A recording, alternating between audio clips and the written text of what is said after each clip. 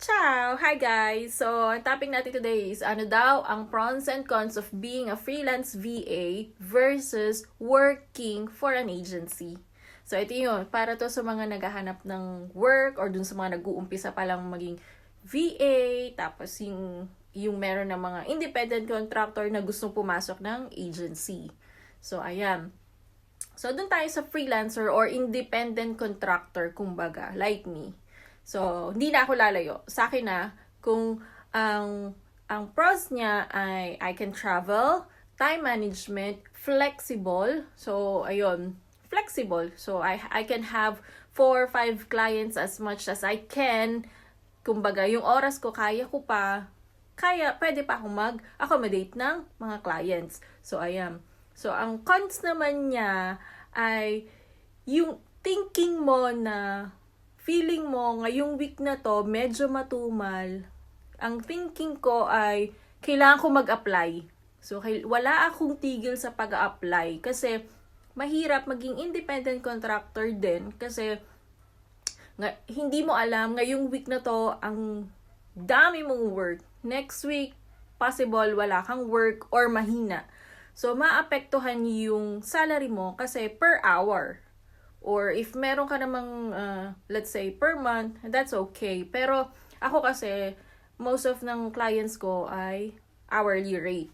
So, ayun, wala akong tigil pag-apply. Pag feeling ko, ngayong week na to parang ang tumal. So, may ganon talaga siya. So, ayun, ang cons ng independent contractor. Kumbaga, as a freelancer, talagang naiisip mo, meron kang isang buwan na sobrang lakas, merong week na napakahina, kaya, so, kumbaga, part din ng cons ay, kung ang salary mo last week ay, let's say, 5,000, possible yung sweldo mo next week, hindi mo alam mo, 4,000, 5,000 pa rin, or ganon. So, parang kaakibat, kaakibat ng sweldo mo yung yung pagiging independent contractor mo. So, kailangan mo pa rin mag-save kasi, yun nga, apektado siya. So, sa hina or lakas ng salary mo or ng work.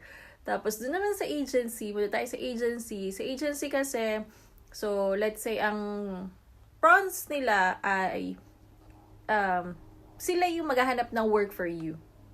So, ikaw, standby ka lang dyan, babagsakan ka nila ng work, so, yun, matik yun, kahit wala ka masyadong gawin ngayong araw na to, buo yung salary mo, so, sure yun, kasi meron kang contract sa kanila, and then, yun lang, yung cons niya, may mga, agencies na ayaw na meron kang part-time, or, let's say, ayaw nila na meron kang ibang magiging work. Gusto nila sa kanila ka lang kasi siguro may yung thinking din nila na baka iwan mo sila kasi nakahanap ka ng independent na client.